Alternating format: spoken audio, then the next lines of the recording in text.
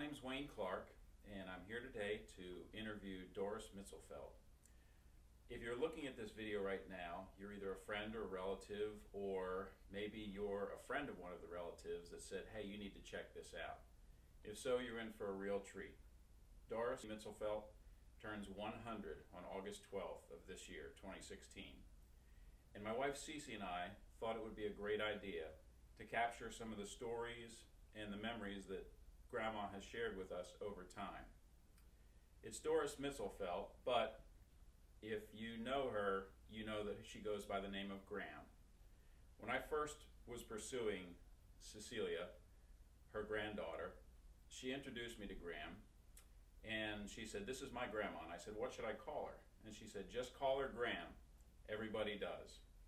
So from that point forward, that's what I called her. And I have to tell you that during the time I was pursuing Cecilia, there was times when I would get a phone call from either Gram or Carolyn, her daughter, and they would say, hey, why don't you come over for dinner? Gram's making fried chicken.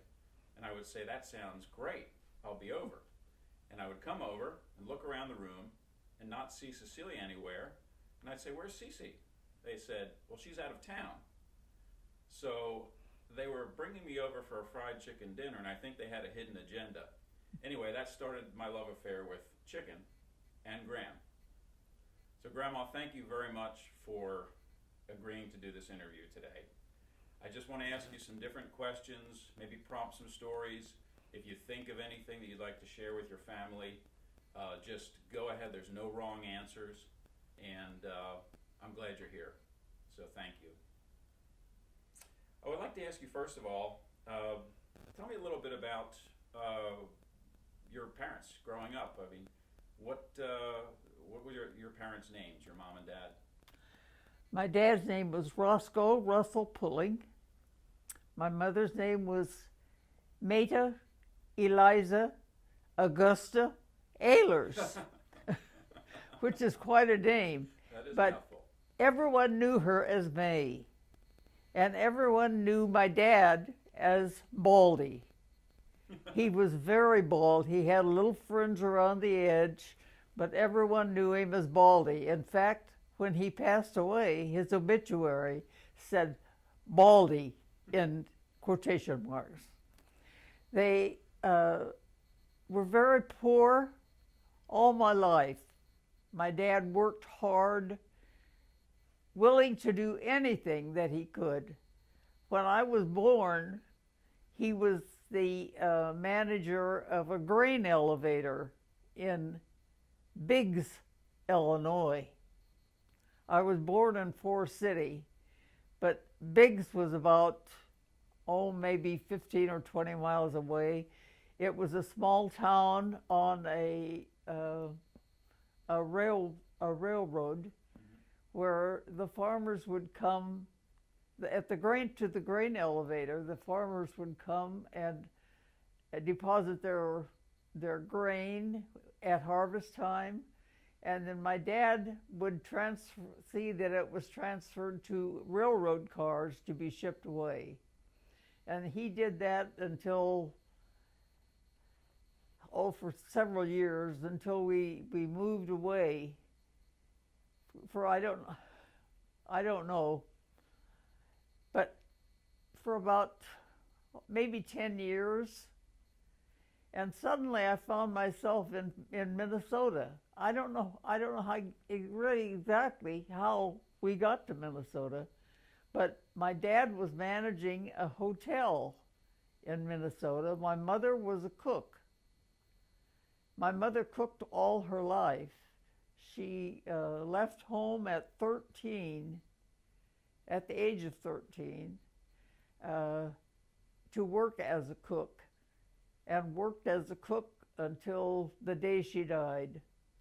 She always had a job, always worked out, sometimes in restaurants, sometimes in clubs, just you name it, sometimes in schools. They were very, very poor, but always had a job, we always had a home. We always had everything that we needed, but we had no luxuries. You had brothers and sisters too, right? I was 8 years older than my first brother, my oldest brother. What was his name? His name was Robert. Okay. Robert Harold, and was always known as Bob. And 2 years later, my younger brother was born. His name was Clyde, and Clyde Russell. And I think from the time he knew what his name was, he hated it, because he used to call himself anything except Clyde. But he always wore overalls, and with one strap over his shoulder. And from the time he was about 5 or 6 years old, he started carrying a fishing pole, and he got the nickname of Huckleberry after Huckleberry Finn. And you might realize that that's where Carolyn and Walt's dog Huckleberry got his name. Right. He was named after Uncle Clyde. So, in fact, Uncle Huck was one of my favorite uncles when I married into this family. Uncle Huck was he was a very special person. My mother always worked, and I was, as I said, I was 8 years older than my brothers, and so I started taking care of them at a very young age, as soon as Mom could leave them to go to work. They were in my care. So I don't know, I guess I was almost a pseudo mother to them, because I took care of them. And we used to have some great times. We used to put on shows, and I can remember we had a little radio flyer wagon, and I'd put both little boys in the wagon and put on my roller skates, and we would skate. At this time, we were living in Pekin, Illinois, and we'd roller skate from Margaret Street out to the Pekin Park and spend the day in the park. I'd pack a couple sandwiches for lunch, and we would go to the park and spend the day. About how old were you when you took over your brothers? I probably was about 12 or 13. And you were packing lunches and entertaining them. Was one brother a little crazier than the other? Oh, my older brother he was a caution. From the time I can remember, and I remembered him as a baby, and he was always doing his own thing. He spent the day with my aunt, and she lived in the country, and she raised chickens, baby chickens, and he went out to play with the chickens, and in the process of playing with the chickens, he bit all their heads off. After that, she refused to babysit. But he did things. Worse than a fox in the hen house there, wasn't it? What? That was worse than a fox in the hen house. Oh. Did you ever do anything crazy like that? Bite the heads off of chickens or anything? Me? Yeah. No, heavens no. I didn't even know about this. I guess I was in school at this time because I didn't know about it. But I do remember one time when we were living in Minnesota, and he was about 2 or 3 years old. Clyde was just a baby, and Mom was cooking in the hotel that Dad was managing. And so alongside of the hotel was a vacant lot. So my dad put fences. I mean, there was a vacant lot between the hotel and another building. And my dad put a fence on either side of the vacant lot. So it became an enclosed lot. And the boys could go out there and play, and Mom wouldn't have to worry about them. Well, one day, she got a telephone call from someone. She didn't know who it was, but it was Mrs. Pulling. Yes. Do you know where Bobby is? She said, yes, he's out here playing in the lot. He said, Mrs. Pulling, this is a banker in Triumph, Minnesota. Bobby is sitting on my desk. He had gotten out of the lot, climbed over the fence, run away. It was about Triumph and Monterey were two twin cities. Our hotel was in Monterey, and this was our hotel was in Triumph, and this was in Monterey. And he was sitting on the banker's desk in Monterey. The banker had seen him in the street and thought, a little 2 or 3 years old, however old he was, that he should not be out there.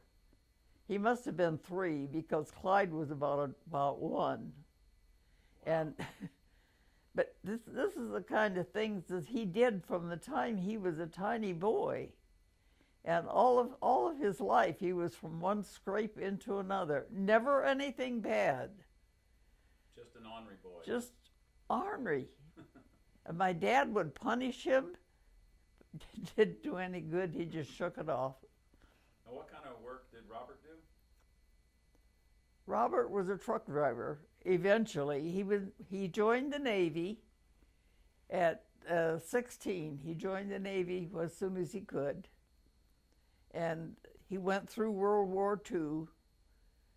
And then when he got out of the Navy, he bought a truck, over-the-road truck, and he was a truck driver then the rest of his life. And how old did he live to be? He lived to be about 80. 80? Uh-huh. And then Huckleberry, see, I thought he was going to have the wilder stories. I had no idea that Robert was No, doing those crazy things. Huckleberry was just a good kid. He was almost like my baby. Mm-hmm. He spent, when he was a young man, Mom used to say, Clyde, get yourself a girlfriend. He says, I don't need a girlfriend, I got sis. And he used to, even after I was married and had children of my own, he used to go, he used to take me and my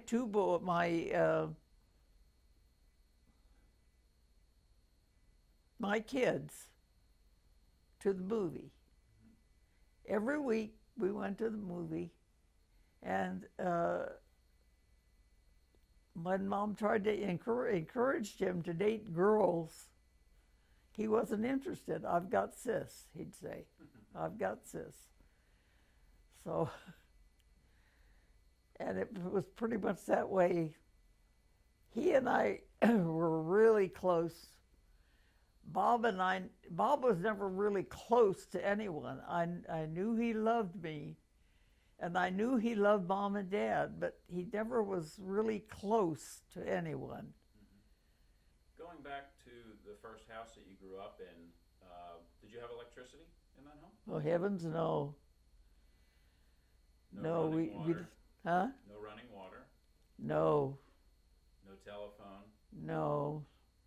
So how did you typically entertain yourself? Was it things like the wagon and going to the park and picnicking, or anything special that you used to do with your siblings or your friends? Roller skate and pull the wagon. Mm-hmm. We used to go all over Beacon.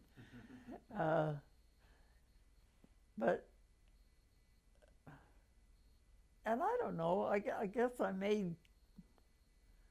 kind of made dolls out of my brothers. I'm sure they appreciated that. I don't think they minded. What do you remember as maybe being the first invention or the first gadget that came into your home that really made an impact? A radio. Really? A radio. Do you remember the first time you listened to it? Or Yeah, I remember it was the little radio, and my dad had to carry the battery out of the car into the house and hook the radio up to the car, up to the car battery. To the battery. But always at night. It did. Never did it in the daytime. Of course, he was always working. Probably needed the car in the daytime, you know. But he at night, and he used to sit up till 2 or 3 o'clock in the morning and listen to the radio. And he'd listen to Fort Worth, Texas. I don't know why I remember that, but he would listen to Fort Worth, Texas, and it used to be really the corniest music. I remember even at that time. But I do remember that radio, and that's the first thing I remember. I don't remember a telephone for a long time. You remember about what year that was when you got the radio? Oh, let's see. I think that was even before the boys were born. So I think maybe I was only maybe 5 or 6 years old. Mm-hmm. Let me ask you about, you talked about the electricity, the radio. When you first saw TV. Yes, that's when we lived in East Peoria at the drainage district. Mm-hmm. And TV was, well, we didn't have TV at the house, but our friends in Peoria had bought a TV. And they used to call. And at that time, the station, they had to pull from Rock Island to Peoria, which was quite a distance, I guess, because they would call and say, "Come on over, TV is wonderful." And by the time we'd get there, it would be full snow, so snowy that you couldn't see the picture. Mm. And we did that for, I guess over a year. That when they would call, and we'd go over there and try to watch TV, and then finally we got a well, I don't know what you would call it. It was a production in Peoria by some radio station that had started, and they were placing TVs in people's homes for 2 weeks on trial to see if it would work in your area. So they called and wanted to put in our TV. So Adolph thought, okay, that would be great. You know, we'll try it. So they put it in. They mounted the whatever it is they had to mount to pick up the picture, and then TV. They didn't start projecting or producing until 6 o'clock at night, and then it went off at 12 o'clock. They only projected for those 6 hours. So we we used to see that supper was over and the dishes were washed. The kids, we could not turn on, I wouldn't let the kids turn on TV until we had the dishes washed. And Carolyn's piano lessons practiced. So Discipline. and then we'd all sit up and watch TV for till 10 o'clock or till midnight. Wow. And that went on. We had it for 2 weeks, and then they called and wanted to know if that's when they tried to sell you the TV. And by that time, of course, we were hooked. So Adolph says, yes, we would buy it. They said, okay, we'll bring out your new set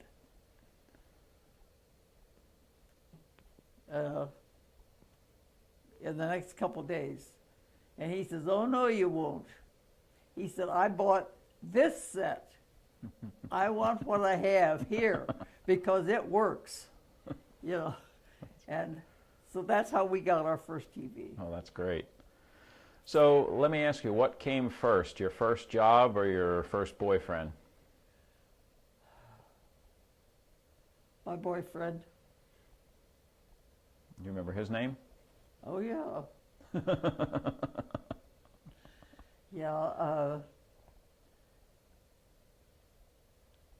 I was, I think, a junior in high school,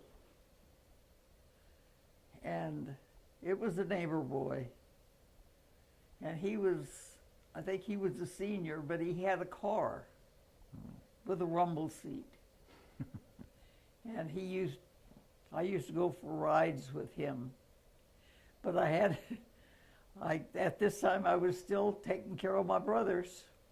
So they had to go too. So we'd put them in the rumble seat, and we'd sit in the front, and away we'd go. That's great. That was my big love affair. What was his name? Walter Smith. Walter Smith. Yeah, and he died not long after I got married. Not long after I got married. He was heartbroken. Well, I don't know, but he was a very nice man. He nice boy. So how did you meet your husband? Well,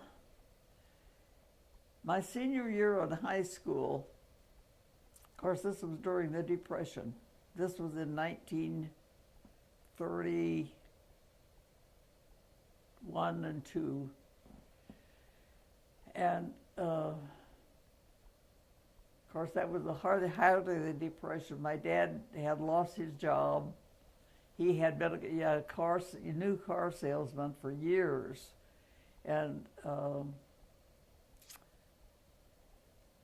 he'd lost, in fact, the dealership that he worked for had closed, and he was working just day by day, just whatever he could find to do. He'd start out in the morning, but he'd always find something to do that day, and he was working sometimes for as little as $1 a day, just anything to keep food on the table, really. So we lived in one end of East Peoria, and school was at the other end. And of course, there's no such thing as school buses at that time. And so you either rode the city bus or you walked. Well, my folks had a friend, my dad had a friend, who used to come to our house every Sunday for dinner for some reason. Well, he was a bachelor. And when he found out that I was going to have to walk that distance to school, it must have, I don't know how far it would be, probably 3 or 4 miles. And I would have had to walk it both ways. And he would give me $1 every Sunday for a bus pass. At that time, you could get a bus pass, and you could ride all week for $1. So I could ride to school and back. Mm-hmm. Well, then he died. Mm-hmm. And so I was going to have to walk to school. So my dad had a car, but he didn't have the money for the gasoline. So he had a friend who ran a little lunchroom and gas station up by the high school. And this lady's husband had died, and she could use help.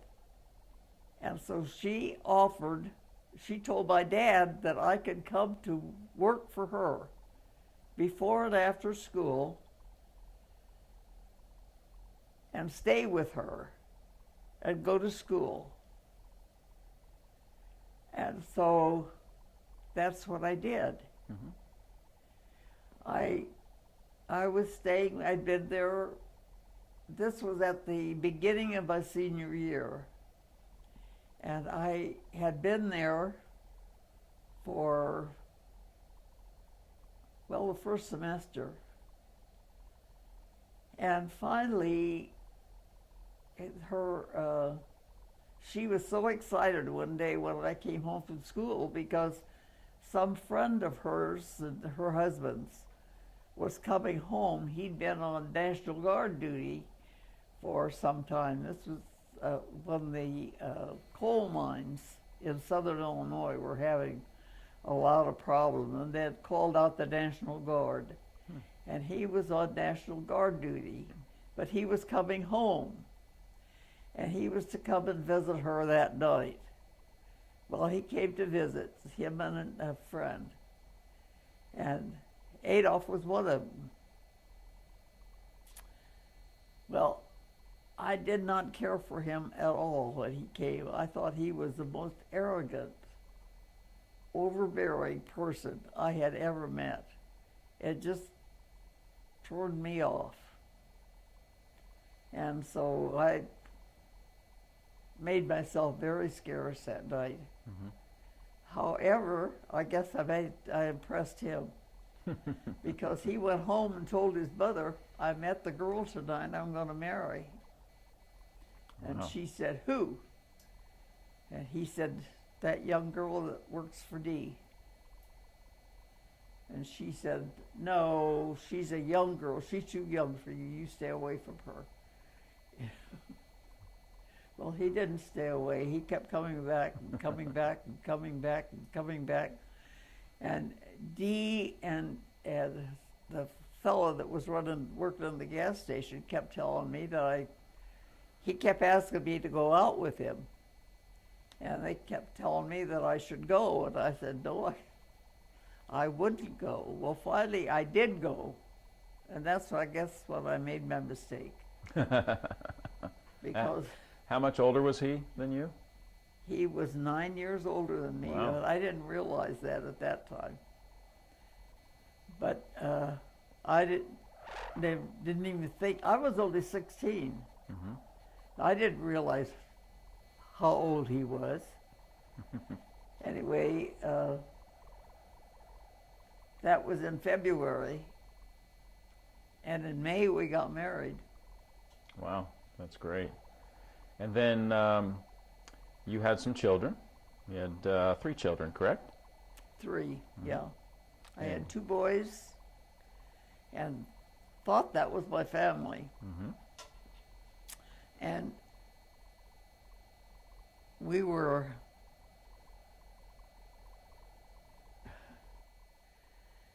happy and contented, and my mother had to have surgery and had to have a blood transfusion. And this was in the days that when they transfused the blood from person to person. Mm-hmm. It was before they had canned blood or whatever you call it. And so I gave blood. I gave my mother a blood transfusion. And I just I couldn't get over it. I just was sick for a long time. I was so weak and I was so sick, and finally went to the doctor to find out what was going on with me. And he said, "You're fine. You know, there's nothing like, no problems, no physical problems." But he says, "You're pregnant." Wow. I said, "I can't be pregnant." And he said, "Are you married?" And I said, "Yes." He says, "Why can't you be pregnant?" Well, we thought we had been very careful, and because we didn't want any more kids. Mm-hmm. And when I went home and I told Adolf, he wanted to know, of course, what the doctor found. And I said, "He told me I'm pregnant." And he said, "Good, that's my girl." I said, "What do you mean that's your girl?" And he said, "I've been praying for a girl." Wow, that's great. And so Carolyn was born. Now, how old are your children now? Well, That's going to be a trick question here. Let's see. My oldest boy is just turned 82. My youngest boy will turn 79 on the 20th of May. And my Adolf's girl will be 71 or 71, I think. Mm-hmm. I think you're right. This year. Wow. That's I fantastic. have all three of my children yet. I feel very, and we also have raised 2 foster children. I'm glad you mentioned that, because I want to read a little bit of scripture that I really, when I came across it, I felt like it really, kind of in a nutshell, if that's possible, kind of summed up Graham's life. And it's from 1 Timothy chapter 5, verses 7 through 11. It says, prescribe these things as well, so that they may be above reproach. But if anyone does not provide for his own, and especially for those of his household, he has denied the faith and is worse than an unbeliever. A widow is to be put on the list only if she is not less than 60 years old, having been the wife of one man, having a reputation for good works, and if she has brought up children, if she has shown hospitality to strangers, if she has washed the saints' feet, if she has assisted those in distress, and if she has devoted herself to every good work. So in addition to your 3 children, you also brought up a few foster children, didn't you, as you had previously mentioned? Yes, I imagine through the years, we probably had 25 or 26 different children besides our own. Wow. Some of them stayed for 2 years. Mm-hmm. Some of them stayed for 2 months. And a couple. But we had 2, a brother and a sister, that came, and they stayed. In fact, they still are our children. Mm-hmm. They still are my children, I should say. My husband is gone. But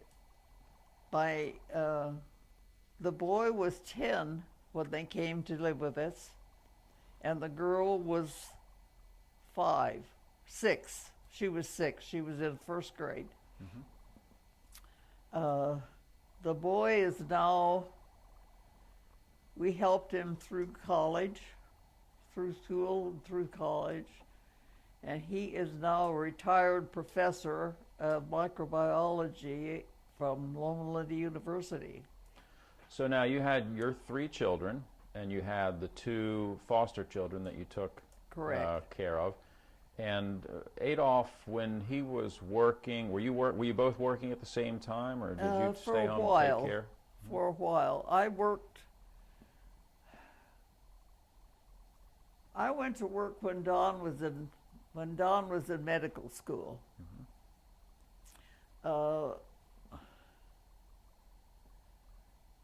When Don was born, can I back up? Sure. When Don was born, I'll never forget, the doctor said, "Look at those hands. Those are the hands of a surgeon." And why he said that, I'll never know. I mean, he was a very old doctor, very old man. And when Don was growing up, he never wanted to be anything but a doctor. And Adolf worked at Caterpillar. We didn't have a lot of money. We lived at the drainage. When we first, Adolf built our house from a shack to a house. We went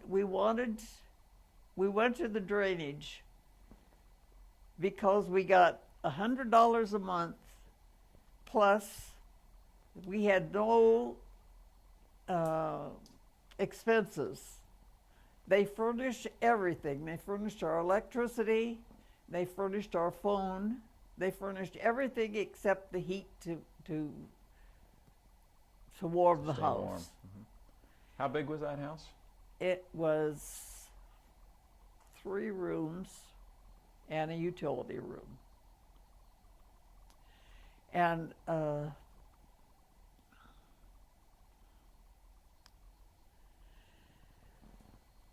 we got $100 a month.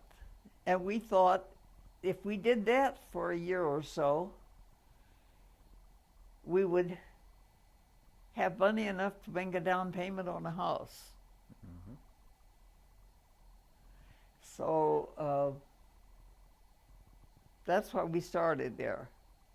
Carolyn was a year old when we moved down there. She was 21 when we moved away.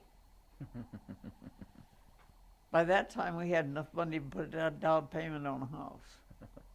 But in between, Don had gone to service. He'd graduated from school. He'd gone to service. He'd come home. He was in college on the GI Bill. And he was ready to graduate college and wanted to go to medical school. And we didn't know how we were going to pay for it. We didn't have the money. We didn't have that kind of money. Right. And so he came down. Oh, and they had 2 little boys. He had married, and they had 2 little boys. And Jan had just found out that she was pregnant with Connie. And Don called. He came down to the house one night, or he called one day, and he says, "Dad, I've got to talk to you." So he came down, and he said, "Jan's pregnant." They were getting ready to leave. They had come home, had graduated from college, and had come home to work for the summer, and were staying in Peoria to working and saving their money to go to California to Loma Linda. He'd been accepted at Loma Linda. And so he said, "Jan's just found out she's pregnant again." And he said, "Bill," who was Jan's dad, "Bill thinks we should go to medical school. Don had been offered a job as a drug rep for $15,000 a year, which was a lot of money for us at that time. Mm-hmm. And he said, "What do you think?" And Adolf said,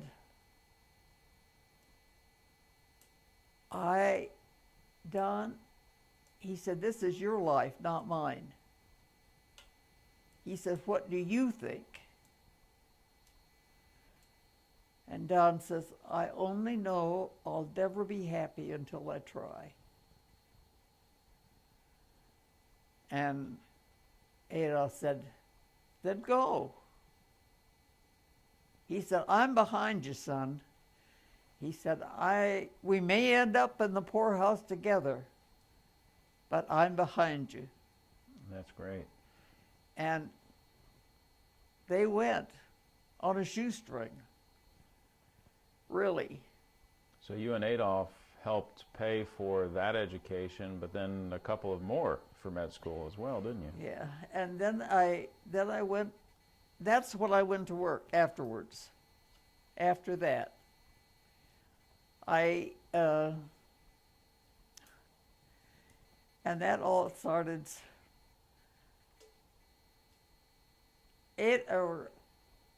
Jerry and Melford had a business in Peoria, Illinois. Jerry and Melford was Adolph's nephew, and he was an accountant, and they had a business in Peoria, and he filed federal income taxes every spring, and he had we used to take food over to him at night because he would work late at night, and we used to take food over every once in a while to him.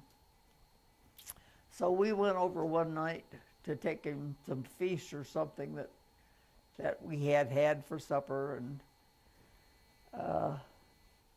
he was really upset when we got there because the girl that he had in those days, of course this was before computers, and the girl that he had typing his tax returns to send in had goofed up several tax returns, so Jerry was there having to do them all over again. And Melford was so upset. Of course, he'd fired the girl. And I jokingly said, when we left, I jokingly said, "You should have hired me, Mo." I said, "If you'd hired me, I said, I don't know, you might not be able to mail them, but you wouldn't have to do them over." And he just laughed, and I just laughed, and we left, went home. The next day, he called me at work, and he said, "Aunt Dorsey," he said, "were you serious about typing income tax returns for me?" I said, "Melford, I was joking." He said, "I thought you were, but would you consider typing income tax returns for me?" I said, "Melford, I've never even seen an income tax return. I wouldn't know how to." He said, "Would you try?"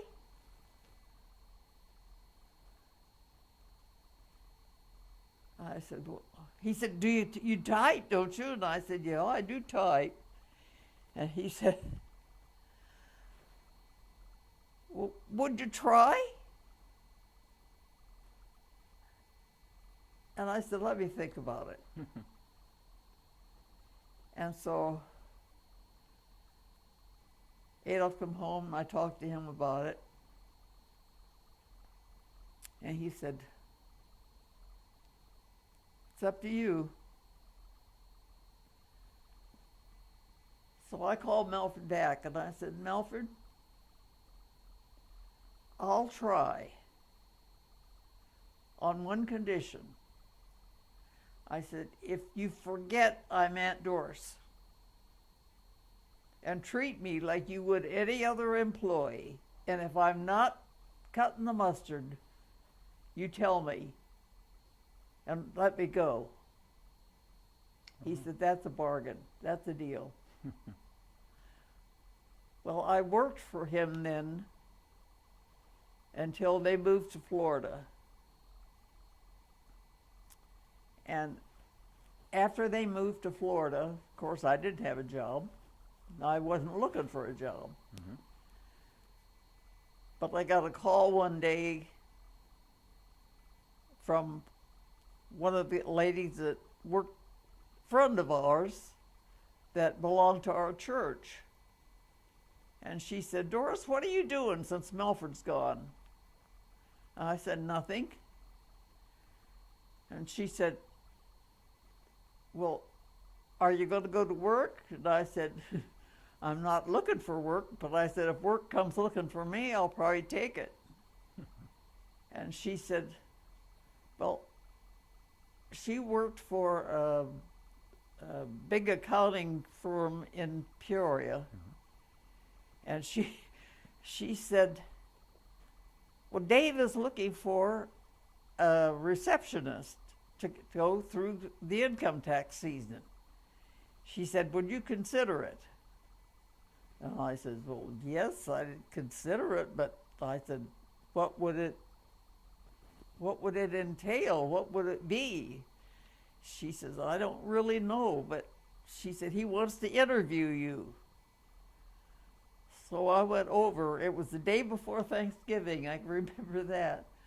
I went over to see him, and we talked for a while, and he said, well, when could you start? And I said, Monday? And he said, be here Monday morning. He said, I think it was 8 o'clock. So that's when I started to work. And I worked there until we moved to Florida, to Missouri. I worked there 14 years. I ended up as office manager. That's great. And then I left the job as office manager. It was a sidestep, really, as when they took over the billing for the radiologists in Peoria area, and I took over as manager of that job, of that section of the firm. And I worked there until we moved to Florida. So between you and Adolph, you put not only Don through medical school, working your jobs, but also your foster son? Yes. And there was another one as well, too? Well, we helped Walter a little bit. A little bit. But when I worked,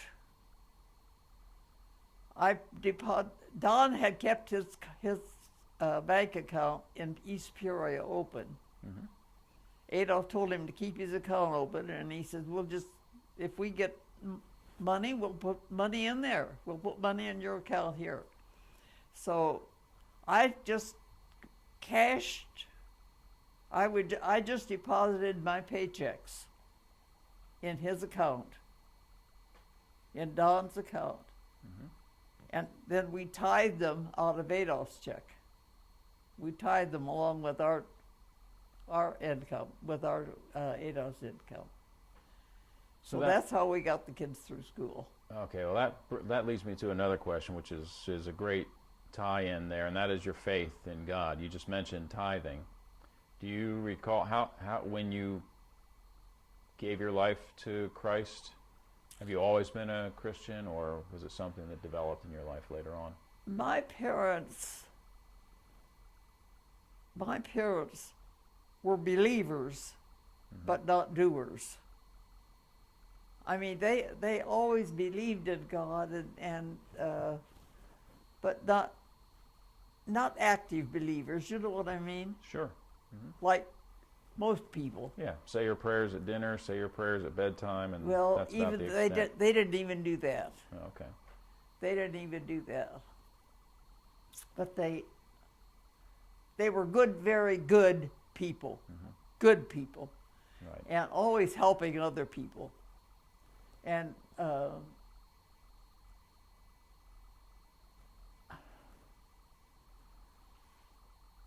I had my grandmother, my dad's mother, was a very strong Methodist. And when she was anywhere close to me, I always went to church with her, to Sunday school. She saw that I went to Sunday school. And, you know, I always had a question in my mind.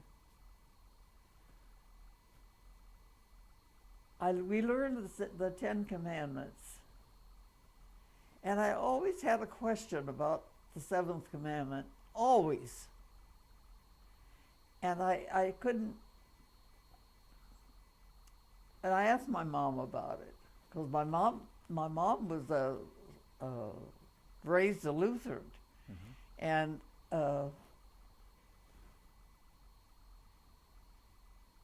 she went to Lutheran school. I mean, she went to church, but. And she said, "Oh, well, I don't know. I can't answer that." But she said, "I guess they changed it." I said, "Who?" And she says, "I don't know." So I didn't know there was such a thing as a Seventh-day Adventist until I met Adolf. So he was Adventist. Adolf was? Well, he was raised an Adventist. Okay. But he had, for some reason, he was bad at the Adventists. I don't know why, but he was bad at them. He wouldn't even consider going to church. But his mother went, and both of his sisters went. And after I got, well, his uncle used to take Donna and Kenny when they were little. He'd take them to. He was also was an Adventist, and he used to take them to Sabbath school with him. He was going to church in Pekin at that time, but he'd take them to church to Sabbath school with him, and every week. And then finally, when I could drive, I started taking Adolf's mother to church and taking the boys to Sabbath school. And I did that, I guess, for about a year before or maybe longer than that, before the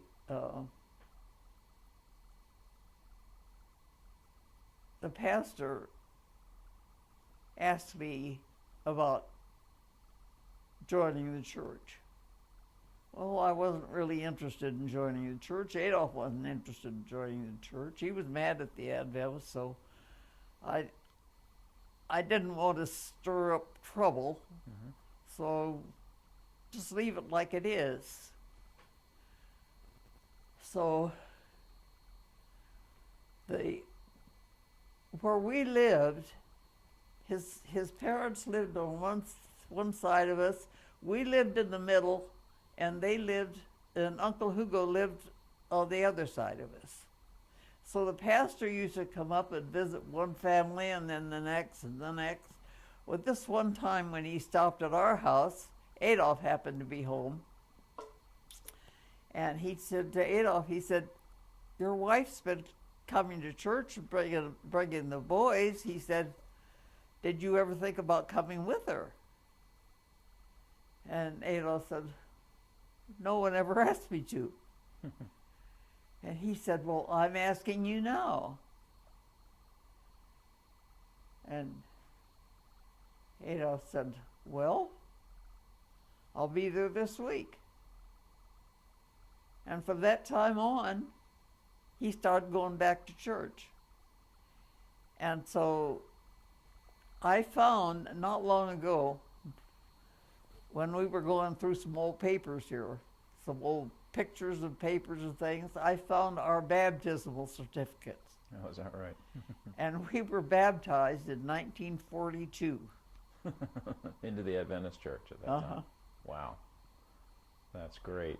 Graham, as far as grandchildren and great-grandchildren, and even great-great-grandchildren, it might be tough to figure them all out, but about how many grandchildren do you have? Well, I think I have 7. I have had 8, but my one granddaughter was killed in an accident. She was Kenny's daughter, Christy.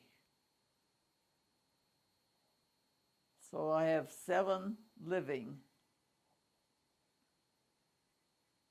And then quite a few great-grandchildren, right? oh gosh, I can't even. Yeah. Let's see.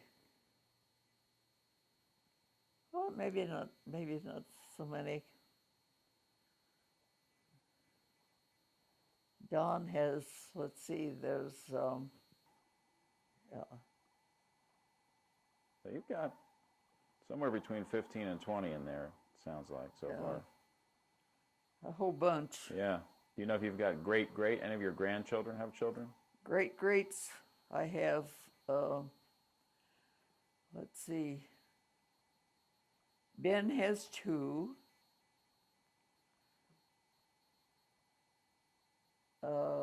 Kenny has 2.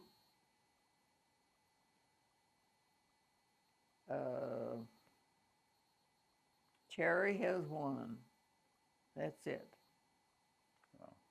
So you've got about 5 That's there. 5, right? Yep. That's pretty impressive.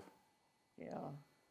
So I want to ask you a couple of quick answer type questions so everybody can kind of get a feel for some of the things that you like.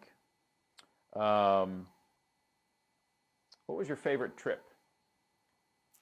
My favorite trip? Mm-hmm. Oh gosh, I've taken so many, I don't know.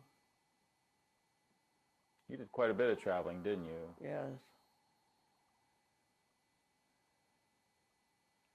What were some of the places you went to? While we're on that question. Well, I went to Hawaii several times with Jerry. Jerry and I had a lot of fun. Went to Hawaii. We went to Alaska.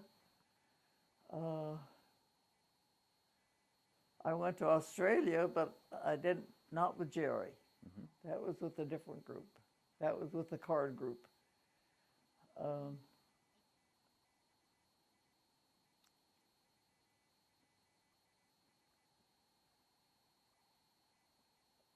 guess those were the big ones. Yeah. Was there one in particular that you liked the best there, or a place that you would love to go back to if you had the chance? Well, I always wished I could spend more time in Australia. We loved it there, but we were only on 2 weeks, and that just wasn't long enough Really? on a planned tour. You know, I used to love the trips to Alaska that Jerry and I would take because they were always kind of. Well, one time we flew to Alaska, and when we got to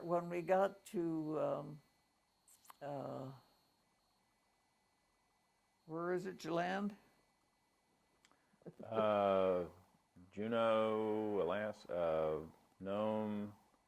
No, Let's see. no, not Alaska. I'm talking about Hawaii. Oh, okay. Honolulu?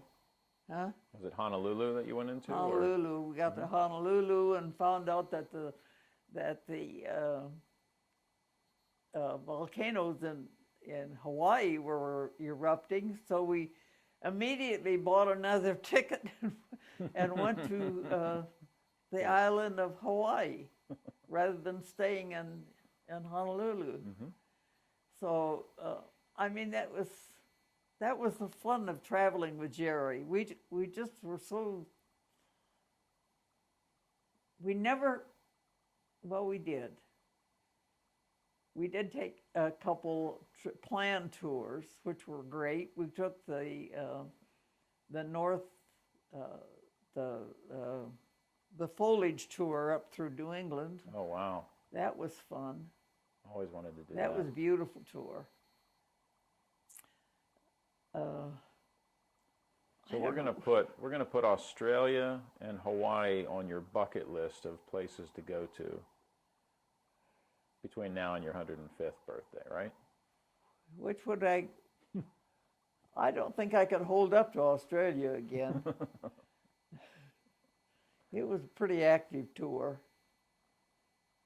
Do you have a favorite food? Food. Food.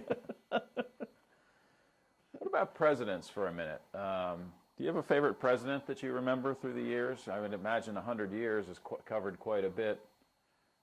Well, I've always favored FDR because I can remember the years of coming out of the Depression. I can remember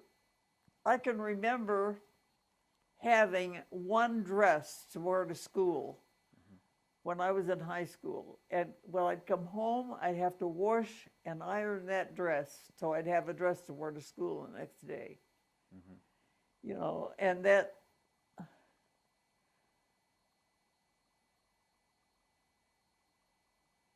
and I remember I was supposed to go on a trip someplace for something, and I had to borrow clothes to go because my folks didn't have money to. So FDR has always been one of my favorites. Great. You know how everybody has that kind of event in their life where they remember exactly where they were. Do you remember where you were when JFK was shot? Yes, I was home. You had TV at that time, or did you hear it on the radio? No, we had TV, I think.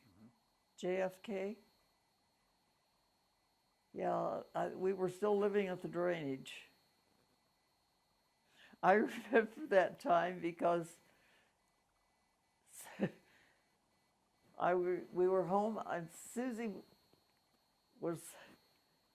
I was cleaning the house, and I moved the piano, and we had a piano Carolyn had a piano at that time. When Don was in service, he sent money home and bought Carolyn a piano. Oh, that's nice. And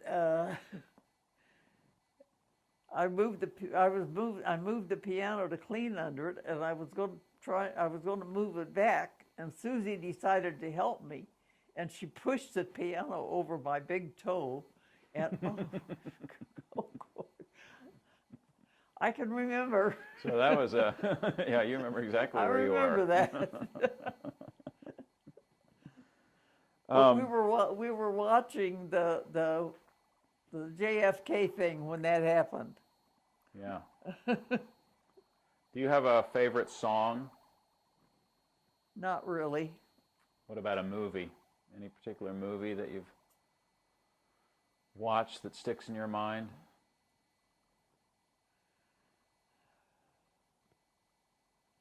Sound of Music, I think, probably was one of my favorites.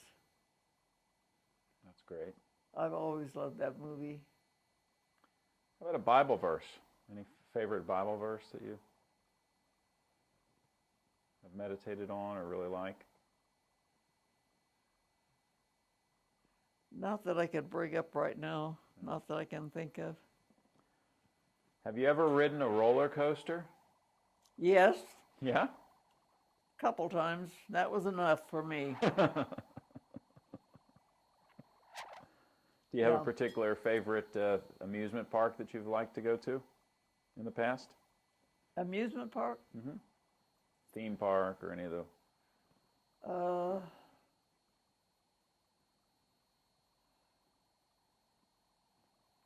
when we were first married, I went to we were living with Adolph's folks, and his sister Frida had surgery, had a hysterectomy, and she had small children, and so she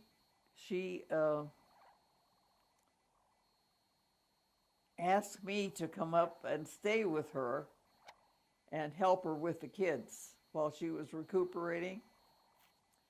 And at that time, we could go to Riverside Park and we could ride the streetcar for a nickel and a dime to get in the park. And you could stay all day. And that became one of my favorites at that time. I think because of there was so little that you could do. You had no money, but that really was exciting to me at that time. That's great. Just a nickel to ride the streetcar, and you pay your nickel and you could get a transfer, and you could ride that streetcar all day long, you know. I know that you love to read books. If you had to guess as to how many you've read over your lifetime, could you put a number on it? Oh, gosh. I know every time I've ever come over, you've always had a book in your hand. Yeah, and that's one thing that really bothers me now is because my eyesight is going, and it's I can read some, but I can only read so long, and I mean, I used to read for days. Now I can read for hours.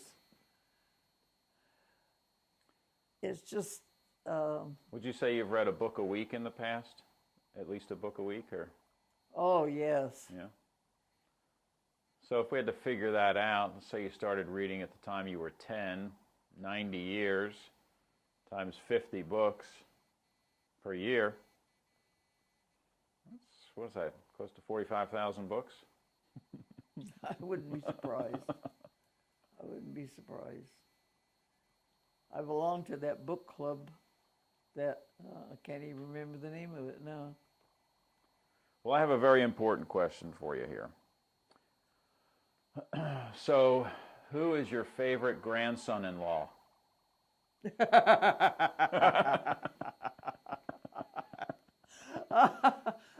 We'll let that be the answer. That's a loaded question. I refuse to answer on the ground that it might be just... Okay, we can edit that out. So let me ask you a question. You were married for how long before your husband passed away? Well, I didn't make 50. I think it was 47. 47 years. So, and out of that, about 5 years of it was hell. So you were married for 47 years, happily married for 42. If you had to give, nowadays it's very easy to get divorces, and a lot of people, end up going that route. But if you had to give a word of advice to any couple that was out there struggling, what would that be?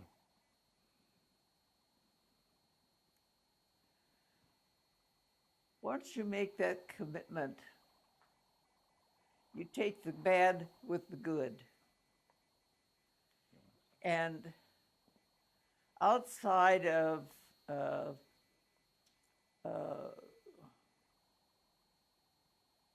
don't know what word I want. I think the only thing I could not have forgiven would have been another woman. I don't know if I could have handled that or not. To me, that is the only really reason for divorce. Outside of that, I think you take the good with the bad. It would have to be pretty bad to get a divorce. I think divorce is the last thing you should consider. Right. Once you make that commitment. So, Grandma, just another couple of quick questions here. So, what are you looking forward to most at your 100th birthday party? Seeing all of my family together, I realize that I have a big family, but we're so scattered. There's so many of them that I just feel like I don't really know. I love, but I don't really know. And I just hope to get a little better acquainted with my family. Great. Is there one thing that you wish you could have done in your life or would still like to do?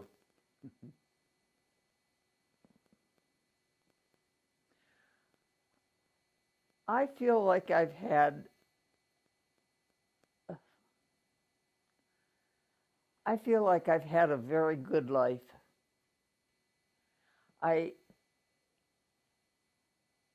For the most part, I was happily married.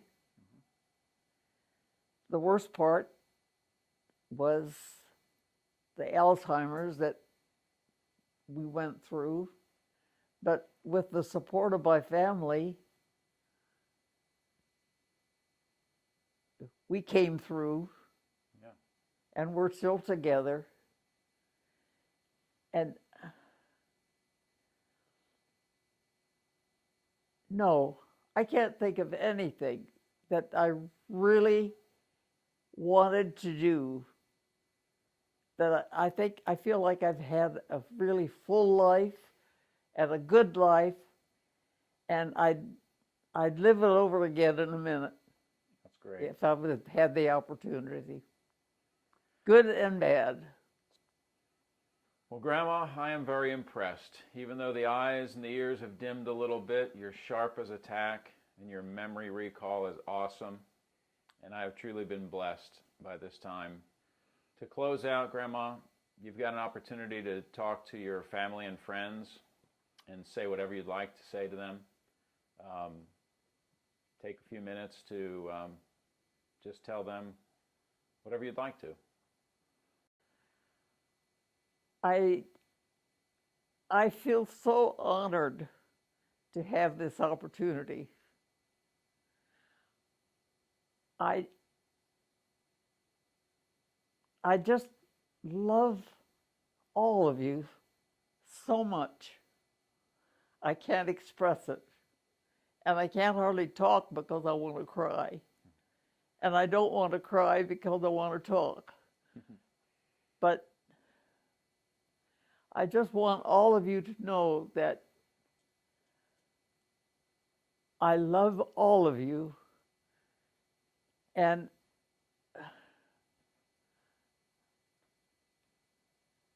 I don't know. I can't say what I think, what I feel. That's okay. I think you have. And I think we all understand. So, Grandma, thank you very much. We love you. And thanks a lot, Grandma.